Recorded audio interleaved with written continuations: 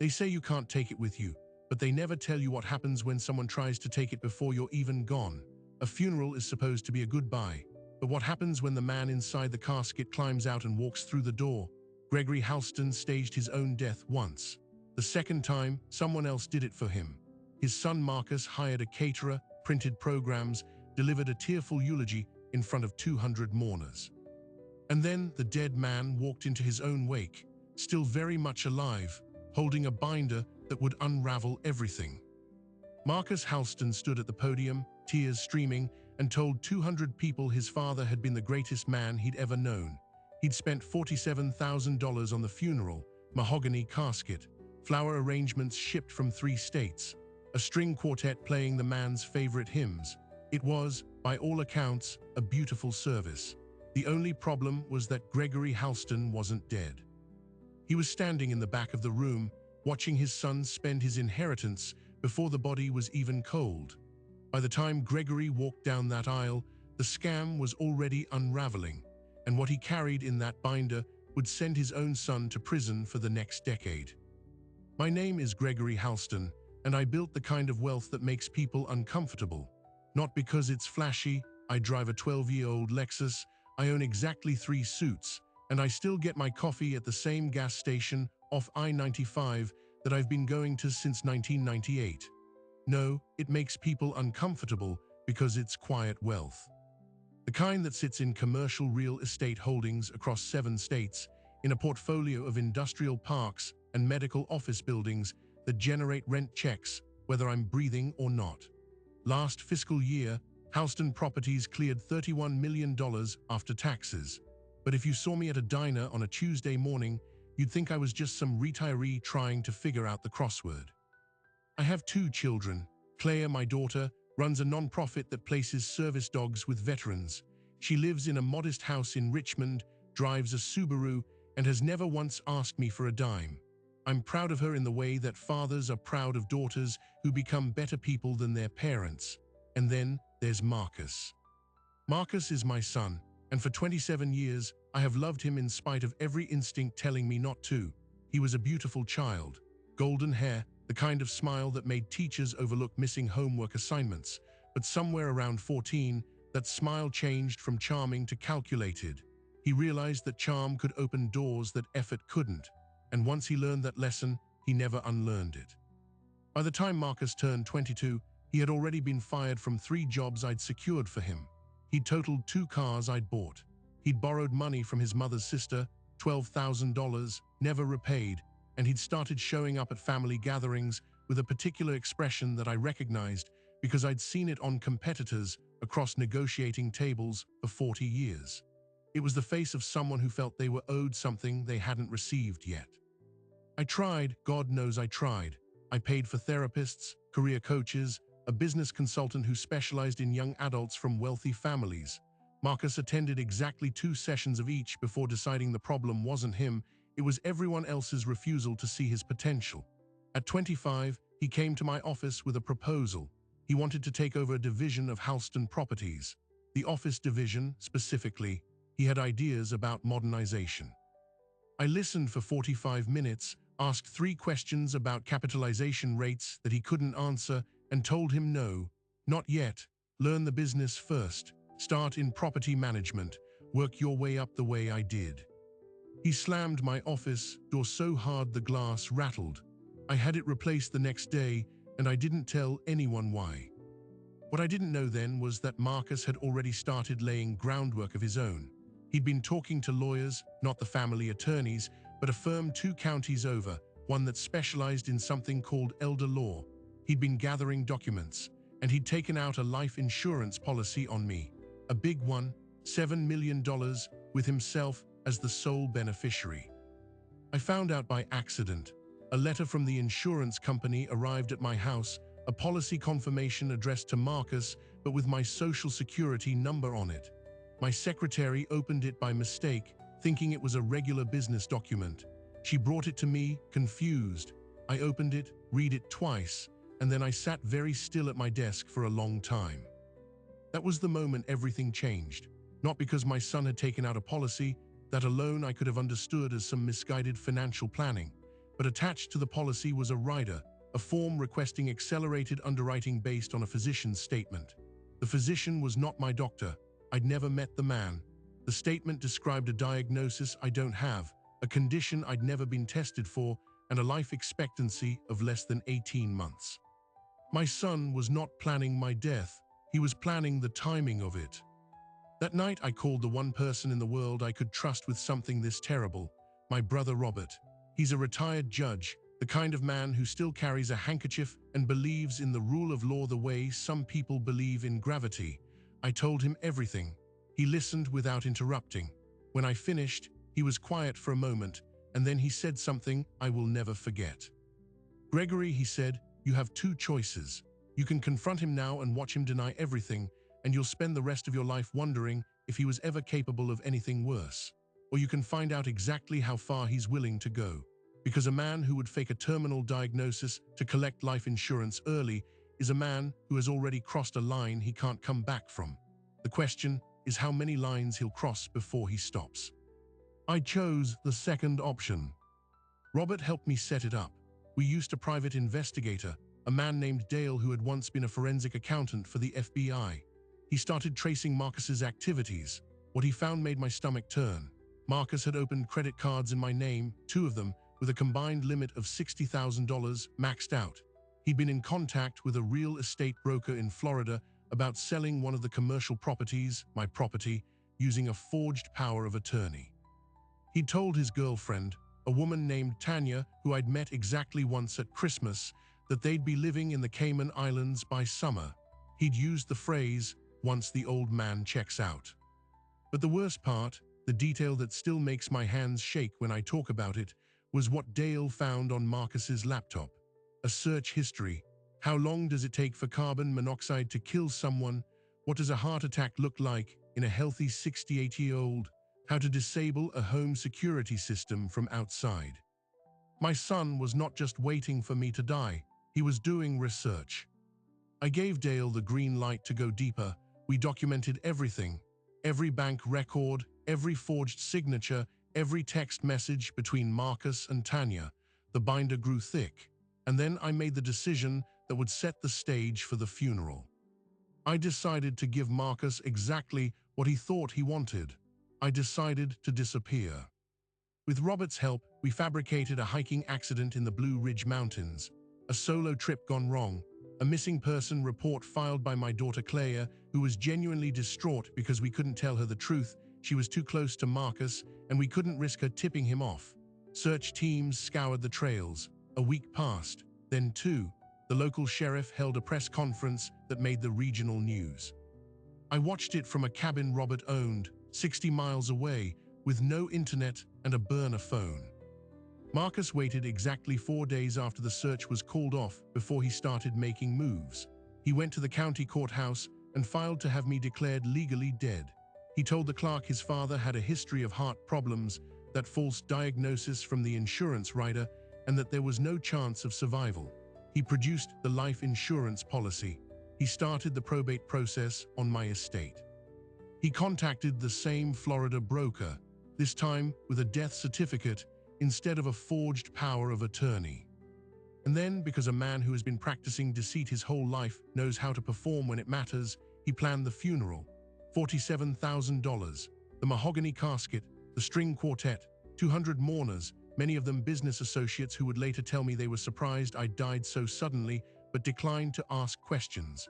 Marcus delivered the eulogy himself, standing at the podium in a $5,000 suit, tears running down his face at all the right moments. He called me the greatest man he'd ever known. He said he hoped to make me proud. I was standing in the back, behind a pillar, watching my own funeral, and I had the binder in my hands. The one with the bank records, the forged signatures, the search history, the insurance fraud, the carbon monoxide research. Every single thing my son had done to erase me. The pastor finished his remarks. The string quartet played Amazing Grace. And then Marcus, having collected the sympathy of an entire room, began to walk toward the exit where his real estate broker was waiting in the parking lot to finalize the sale of my properties. That's when I stepped out from behind the pillar. That's when the room went silent. And that's when I opened the binder and began to read aloud what would send my son to prison for the next 10 years and expose a conspiracy that reached far deeper than even I had imagined. The first thing I read was the policy number, just numbers. But when you speak them out loud in a room full of mourners who have just watched your son weep over your empty casket, those numbers hit like a gavel. Marcus froze in the aisle. He turned and saw me, and I watched his face cycle through three distinct expressions: confusion, then terror, then something I had never seen on my son before, pure, unfiltered hatred. It lasted only a second before he masked it, but I saw it. A father always does. I kept reading. The binder was organized by category, the way Robert and Dale and I had spent months preparing. First section, the forged credit cards. $60,000 in debt opened in my name with Marcus's signature on every application. I read the account numbers, the opening dates, the charges: a $5,000 watch, a trip to the Bahamas, a deposit on a condo in Georgetown. The mourners shifted in their seats. Someone's phone started recording. Good, I wanted it recorded. Marcus found his voice. He stepped toward me, arms outstretched, the grieving son returning to character. "Dad, oh my God, Dad, you're alive. This is a miracle." He actually tried to hug me. I put the binder between us like a shield and kept reading. Second section, the life insurance policy. $7 million issued by a company that had never actually spoken to me, based on a medical report from a doctor I'd never met. I read the doctor's name, Dr. Alan Pressman, and the diagnosis he'd fabricated: congestive heart failure with a prognosis of less than 18 months.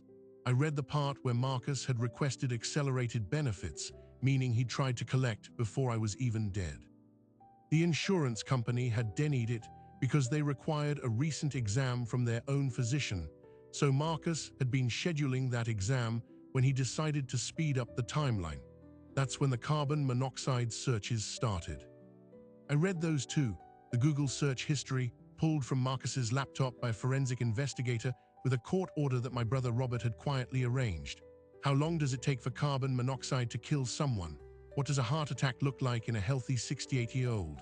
How to disable a home security system from outside? I read them slowly, clearly, in the same voice I'd used to read Marcus bedtime stories when he was 5 years old. The irony was not lost on me. The room had stopped being a funeral. It had become a courtroom. People were standing now, phones raised, mouths open. Marcus's girlfriend Tanya was sitting in the front row, and her face was interesting to watch. Not shocked, not grieving. She looked like someone who had bet on the wrong horse and was mentally calculating how long it would take to get to the airport. The real estate broker was in the back. He'd been waiting to finalize the sale of my largest medical office complex in Atlanta. When he saw me, he quietly folded the contract, put it in his briefcase, and walked out the side door. Smart man. He'll probably be deposed later, but he wasn't the problem. The problem was that Marcus, even as I read, was not breaking. He was recalibrating. That was always his gift. He couldn't do the work, but he could always do the performance. He turned to the crowd and spread his hands. "Please, everyone," he said, his voice cracking perfectly. "My father has been missing for weeks. He's clearly had some kind of breakdown. He's confused. We need to get him help." A few people hesitated. They wanted to believe him. He was so good at this. And maybe that would have worked. Maybe some of them would have doubted what they'd just heard if I hadn't turned to the fourth section of the binder, the one that killed his story cold.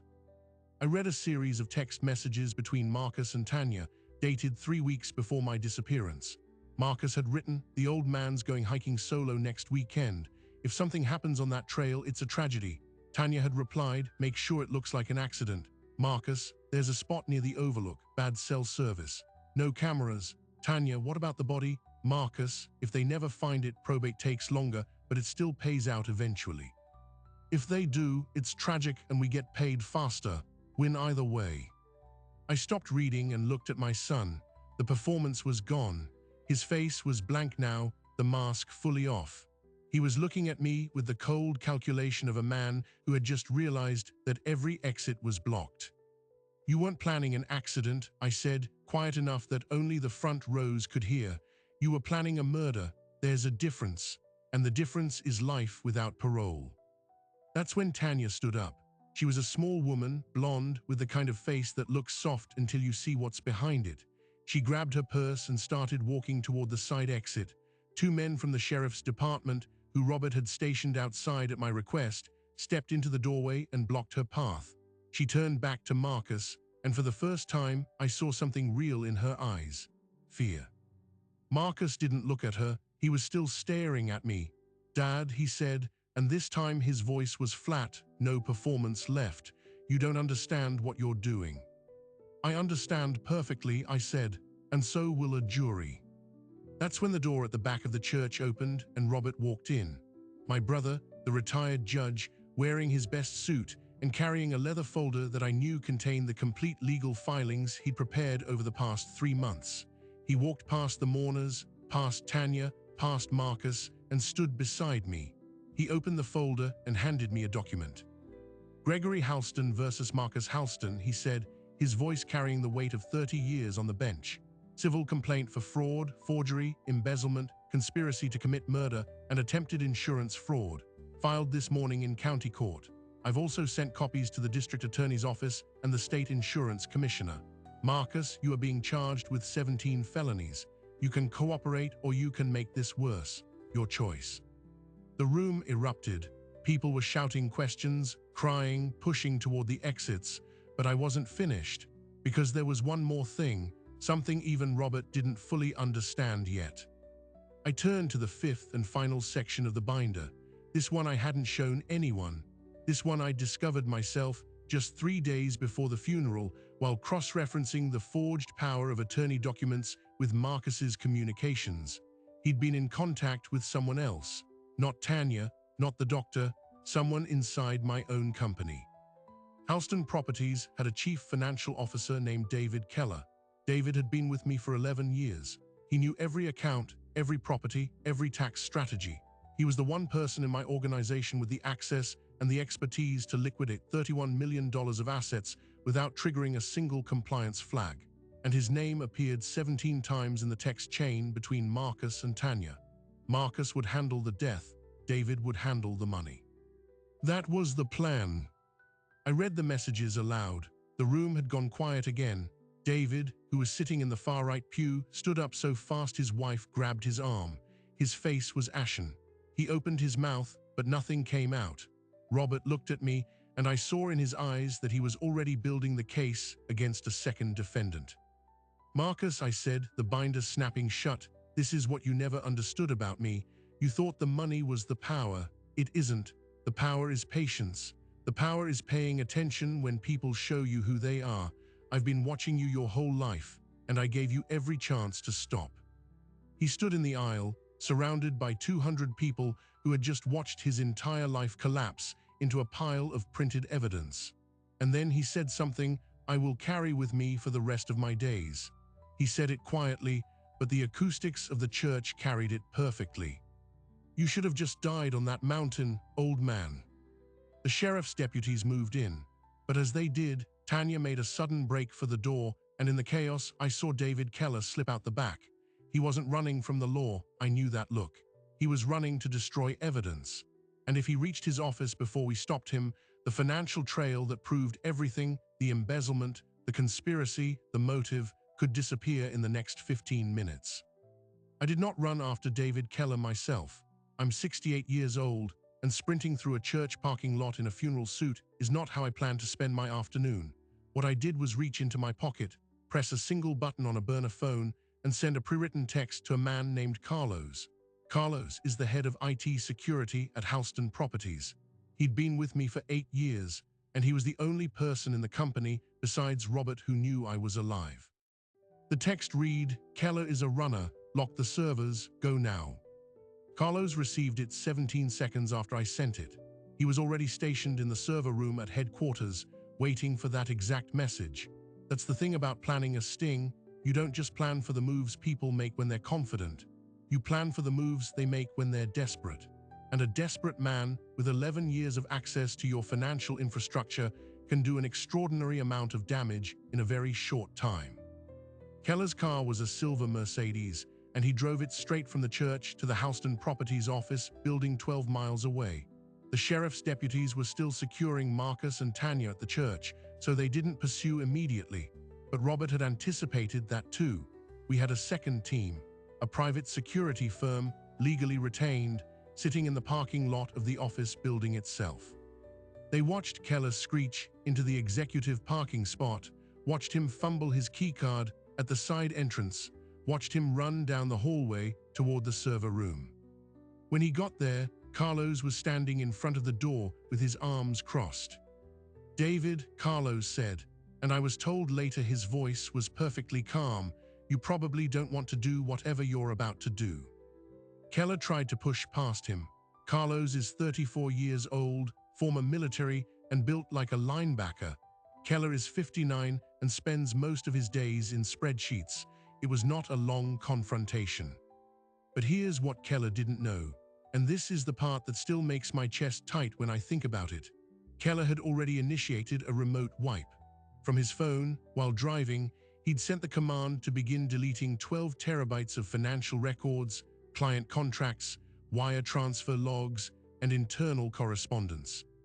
The system required a 15-minute countdown before execution, a security protocol Carlos himself had installed years earlier to prevent accidental deletions. That countdown had started 5 minutes before Keller reached the building. Carlos had exactly 10 minutes to stop it. He stopped it with 63 seconds left. Carlos told me later that he didn't draw a full breath until he saw the abort confirmation on the screen. He then changed every administrative password, revoked Keller's access credentials, and locked the entire system down with encryption keys that only he and I possessed. By the time the deputies arrived and officially arrested Keller, the evidence was preserved. Every transaction, every forged document, every communication between Keller, Marcus, and the network of people they had assembled. All of it. I didn't know any of this while it was happening. I was still in the church, standing next to my brother, watching Marcus being led away in handcuffs. But I'll tell you what I felt in that moment. It wasn't satisfaction. It wasn't relief. It was grief. Deep, complicated grief for the child I had held as a newborn, the little boy who used to fall asleep on my chest while I watched football, the teenager who once told me he wanted to be just like me when he grew up. I never wanted this. I want that to be absolutely clear. I spent 27 years hoping Marcus would find his way. I spent millions on his education, his therapy, his bounce checks and his totaled cars and his second chances. Every time I thought maybe this time, maybe he's turning a corner. And every time he proved me wrong. But proving me wrong always just meant disappointment. It never meant this. It never meant standing at my own funeral, reading my own son's plan to murder me, out loud, in front of 200 witnesses. The next few hours were a blur. The deputies secured the church. Statements were taken. The coroner, who had been brought in to provide a death certificate for an empty coffin, left looking deeply confused. Claire, my daughter, arrived at the church 40 minutes after everything happened. She'd been driving from Richmond when she got the call from Robert. She walked into that sanctuary, saw me alive, and collapsed into my arms. I held her for a long time. I told her I was sorry. I told her I had to keep it secret. She didn't say anything. She just kept crying. But Marcus was only the beginning. That's the thing about rot. You find it in one place, and then you pull back the wall, and suddenly you realize it's everywhere. 3 days after the arrest, the FBI became involved, because once they started examining Keller's communications, they found something that none of us expected. Marcus had not thought up this scheme on his own. He had been recruited. An online forum, a private message board, accessible only through an invitation system, where people, let me be precise, where predators gathered to trade advice on how to exploit wealthy elderly relatives. They called themselves succession consultants. They shared legal loopholes, recommended corrupt physicians, discussed the best jurisdictions for avoiding probate scrutiny. They traded stories of what worked and what didn't. And they actively solicited new members by monitoring public records for wealthy individuals with strained family relationships. Marcus had been on that forum for 2 years before he ever took out the insurance policy. He'd posted about me, his old man with all that quiet money, his father who never appreciated him. A moderator reached out privately and offered to mentor him through the process. That moderator used the handle Executor. And when the FBI traced the IP address, they found a man named Peter Landry, a disbarred estate attorney in Nevada who had been connected to at least 14 suspicious inheritance cases across 5 different states. Peter Landry was running a business, a death business.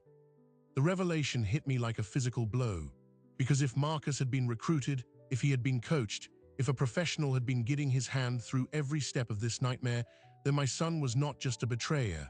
He was also a victim, not an innocent one, never innocent, but a vulnerable, entitled, angry young man who had been targeted by a predator who knew exactly which buttons to push.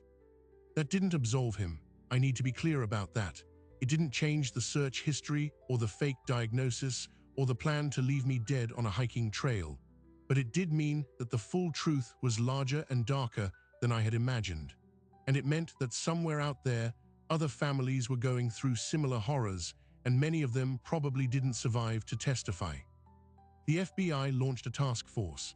They raided Peter Landry's home in Las Vegas and found a server with files on 112 clients, all of whom were either current conspirators or had already succeeded in their inheritance schemes. They found templates for power of attorney documents. They found recordings of coaching sessions where Landry advised clients on how to simulate grief, how to answer police questions, how to select funeral homes that didn't ask too many questions. It was a masterclass in manufactured death. And buried deep in those files, one name jumped out, not connected to Marcus this time, connected to David Keller. David had been a client of Peter Landry's for over a decade. He had started stealing from Houston Properties back in 2012, small amounts at first, then larger ones once he realized no one was watching. Landry taught him how to layer the theft through shell companies, and when Marcus showed up on the forum, Landry recognized the company name from Keller's file. He introduced them. He suggested that they work together. 2 clients, 1 target, me. I had been marked for years. I just didn't know it. The investigation unfolded over the next several months. Marcus, facing 17 felony charges, eventually agreed to cooperate with the FBI in exchange for a reduced sentence.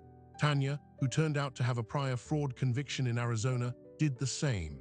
Keller tried to fight, but the evidence was overwhelming, and he pleaded out to 15 years. Peter Landry was indicted on racketeering charges that could put him away for life. But the trial, the legal machinery, the satisfaction of justice, those things belong in a different kind of story. What I want to tell you about is what happened in my heart and what happened in my family, because the deepest revelations don't always come from investigation. Sometimes they come from sitting across a table from your son in a small room at the county jail and hearing him say words he has never been able to say before. I visited Marcus 2 weeks before his sentencing. He was thinner. The jail uniform didn't fit him right. The arrogance was gone, and in its place was something raw and broken. He asked me if I would listen. I said yes. And for the first time in his life, my son told me the truth, not the performance, not the manipulation, the truth about what it felt like to grow up in my shadow, to believe he could never measure up, to feel so entitled to an inheritance he hadn't earned that destroying me started to feel like justice. He talked for almost an hour. I listened to every word. And when he finished, I told him something I had been waiting my whole life to say. Not forgiveness, that will take years if it ever comes, but the truth that I loved him anyway, that I always had, that even now, after everything, he was still my son, and that was the heaviest and most painful fact of my entire existence. He wept, so did I. And when I walked out of that room, the binder was closed, not because the case was over, but because I had finally understood something I'd been missing the whole time. This wasn't just about greed. It was about a sickness that grows in the gaps between people who stop seeing each other, between a father who thought providing was enough and a son who thought being provided for was the same as being loved. But justice still had to be served, and the final chapter of this story would play out in a courtroom where the full scope of the conspiracy would be laid bare for the world to see, including the one person whose involvement I still hadn't fully confronted, the man who set all of this in motion long before Marcus ever posted on a forum. Peter Landry was about to learn that the old man in the coffin he'd helped plan was not just alive, he was coming for him. The Peter Landry trial took place in federal court in Las Vegas 18 months after my funeral. I was there every single day. I wanted to see the man who had built a business out of convincing sons and daughters that their parents were worth more dead than alive. I wanted to look him in the eye and understand what kind of person does that.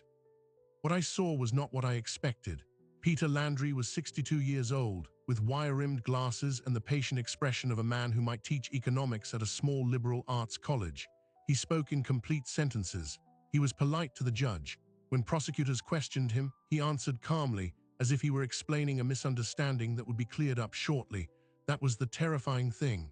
He wasn't a monster in the way I'd imagined monsters. He was a professional. He had simply decided, at some point in his career, that the law was an obstacle to be engineered around rather than a framework to respect. The prosecution presented 112 client files. They played recordings of coaching sessions. They brought in survivors, 3 other elderly parents who, like me, had discovered their children's plans before it was too late. One of them was a woman named Margaret Cho, whose daughter had been a Landry client. Margaret had survived an attempted poisoning because her housekeeper had accidentally drunk the tea instead. The housekeeper spent 3 weeks in the hospital. Margaret testified with a steadiness that broke my heart. She said her daughter had been recruited through the same forum as Marcus. She said she still loved her daughter. She said she didn't know how to stop loving someone who tried to kill her. I understood every word. When my turn came to testify, I brought the binder, the same one I'd held at the funeral. The prosecutor asked me to describe what it felt like to stand in the back of a church and watch your own memorial service. I told the truth. I said it felt like attending your own autopsy. I said it felt like being erased while you were still breathing. I said the worst part wasn't the fear of death. The worst part was the loneliness of realizing that the person you'd held in your arms as a baby had spent months planning how to get rid of you. Landry's defense attorney tried to paint Marcus as a troubled young man who had acted independently. The problem was the evidence. The messages between Landry and Marcus, dozens of them, spelling out every stage of the plan. The templates Landry had provided. The recommendations for insurance companies with weak underwriting standards. The script Landry wrote for Marcus to use at the funeral word for word. The eulogy my son delivered was a template created by a man in Nevada who had never met me. The jury deliberated for 6 hours, guilty on all counts: racketeering, conspiracy to commit murder, wire fraud, insurance fraud, elder abuse. The judge sentenced Peter Landry to 47 years in federal prison. He will be 109 years old when he is eligible for parole. I watched him being led away in handcuffs, and I felt something I had not expected: pity, not for the man he was, for the hole inside him that had to be so vast, so empty, that filling it required destroying other people's families for money. Marcus was sentenced 6 weeks later. His cooperation with the FBI had earned him a reduced term, but the crimes were too severe for leniency. The judge gave him 10 years. When they read the sentence, my son turned to look at me from the defendant's table. His face was wet. I nodded once. It was all I could give him in that moment, but I wanted him to see it. I wanted him to know that I was still there. David Keller received 15 years. He will serve them in a federal facility in Georgia. Tanya, who cooperated early and provided critical testimony against Landry, received 5 years probation and a permanent felony record. The real estate broker in Florida was never charged. He had genuinely believed the death certificate was legitimate, and his shock at the church appeared to be genuine. He still sends me Christmas cards, which I find both strange and touching. But the aftermath of something like this doesn't end with sentencing. It doesn't end with trials and prison terms and the slow grind of justice. The aftermath lives in the quiet moments. The Sunday dinners that Claire and I now share, where we talk about everything and nothing, and I see her watching me a little too closely, checking for signs that I'm okay. The phone calls from extended family members who didn't know how to reach out during the investigation, who now want to reconnect, but don't know what to say. The empty chair at every holiday. The bedroom in my house that used to be Marcus's, now cleaned out and repurposed as a reading room, because leaving it as a shrine felt dishonest, and leaving it untouched felt haunted. I sold the Houston Properties office building, not because it was failing. The company was fine, stronger than ever actually. Once Carlos finished the forensic audit, and we identified the leaks Keller had been exploiting for 11 years. But because walking into that building every day felt like walking into a crime scene, I moved the headquarters to a smaller space closer to my home. I promoted Carlos to Chief Operating Officer and gave him a significant equity stake. I stepped back from day-to-day operations.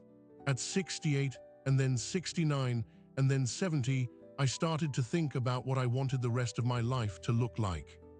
What I wanted, it turned out, was simplicity. I wanted to wake up early and walk my dog, a Labrador retriever named Sam that Claire convinced me to adopt 3 months after the trial. I wanted to tend a garden, something I'd never had time for when I was building an empire. I wanted to volunteer at Claire's nonprofit, which I started doing every Tuesday, helping train service dogs for veterans. I wanted to be useful in a way that had nothing to do with money. The money is still there. It will always be there. I've restructured my estate so that the majority of my wealth goes into a trust, managed by an independent board, with strict provisions to prevent exactly the kind of exploitation I survived. Claire is the beneficiary, and after Claire, the veterans' nonprofit. Marcus is not in the trust. I made that decision after months of counseling and legal consultation, and I stand by it, not as punishment, as protection. For him as much as for me, money was a poison in his life. I won't make it a poison in his death. But here is the surprising thing, the thing I didn't see coming, the final detail that I'm still processing as I tell you this story. 2 months ago, I received a letter from Marcus, not a legal letter, not a request for money or an appeal for early release. A letter. He wrote that he had been in therapy for 2 years, that he had been attending a program for men who had committed family violence, that he was beginning to understand, for the first time in his life, the difference between entitlement and love. He wrote that he didn't expect forgiveness. He wrote that he didn't deserve it, but he wanted me to know that he had stopped blaming me, that the forum, Landry, the plan, none of it was my fault. It was his, all of it. And he would carry that weight for the rest of his life. I read the letter 7 times. I sat at my kitchen table with Sam at my feet and the morning light coming through the window, and I wept, not from sadness, from something closer to relief. The relief of knowing that somewhere inside the man who had tried to destroy me, the little boy who had fallen asleep on my chest, was still alive, damaged, buried, nearly extinguished, but still there. I wrote back. It took me 3 weeks to find the words. I told him I loved him. I told him I was proud of the work he was doing. I told him I didn't know if I would ever fully trust him again, but I was willing to try. I told him that when he got out, if he had truly changed, there would be a place for him in my life, not in my business, not in my estate, in my life, in my home, at my dinner table. I haven't sent the letter yet. It's still on my desk, in an envelope with his prison address written on the front. I look at it every morning. I'm not hesitating because I doubt him. I'm hesitating because I understand, in a way I never did before, that reconciliation is not an event. It's not a Hallmark card or a courtroom speech or a single courageous letter. It's a process that moves at its own pace. And I want to be sure that when I send those words, I mean them with my whole heart. In the meantime, life continues. The garden grows. Sam has learned to fetch. Claire's getting married next spring to a wonderful woman named Jordan who runs a bookstore in Richmond. I'm walking her down the aisle. The company is thriving under Carlos. Peter Landry is in a cell in Nevada, and every one of his 112 client files has been investigated. 17 families have been saved. Others, tragically, were not. Those cases are still open. I drive my 12-year-old Lexus. I get coffee at the same gas station. People in town know me now, not as a real estate mogul, but as the man whose son tried to fake his funeral. They're kind about it, mostly. Sometimes people ask me how I survived, how I made it through the horror and came out the other side. I tell them the truth. I had a brother who believed me. I had a daughter who loved me. I had the resources to hire investigators and lawyers that most people could never afford. But more than any of that, I had something that Landry and his clients never understood. I had the patience to wait for the truth, not to manufacture it, not to manipulate it, but to let it unfold. And when it did, I had the courage to stand in the back of a church, holding a binder full of evidence, and walk toward the son who had tried to bury me. That's not revenge. Revenge would have been letting Marcus believe I was dead forever and watching him discover the money was gone. Revenge would have been disappearing and leaving him to face the debts and the lawyers alone. Revenge would have been easy. What I chose was harder. I chose to stay alive, not just physically, but emotionally, to remain a father even when my son had stopped being a son, to believe that justice and love could coexist, even in the same room, even at the same funeral, even after everything. Some men build empires to prove something. Gregory Halston built his to protect something, and when someone tried to take it, he didn't run, he didn't hide. He walked through the doors of his own memorial service, opened a binder, and let the truth do what the truth always does. It set everyone free, including him. What I have learned is this: the greatest danger to a family is never outside its walls. The scammers, the manipulators, the predators like Peter Landry, they can only enter if someone opens the door. And the people most likely to open that door are the ones who grew up inside the house, carrying wounds you didn't see, nursing resentments you didn't know were there, believing a story about themselves that you never intended to write. I don't tell you this to frighten you. I tell you this because I wish someone had told me, not when Marcus was 25 and slamming my office door, when he was 5, when he was 10, when the distance between us was still a crack instead of a canyon. I provided everything for my son except the one thing he actually needed, the certainty that he was enough, even without the money, even without the empire, even without becoming me. I didn't know how to give him that because no one had ever given it to me. That's the thing about quiet wealth. It protects you from the world, but it doesn't protect you from yourself. And it doesn't protect the people you love from the stories they tell themselves in the dark. The letter to Marcus is still on my desk. I will send it. I know that now. Not because I've decided he deserves it. That's not the question anymore. I'll send it because I've decided I want to be the kind of man who still writes letters to his son, even after everything. The kind of man who walks into his own funeral not to destroy his enemies, but to give his family one last chance to choose differently. Next spring, I'll walk Claire down the aisle.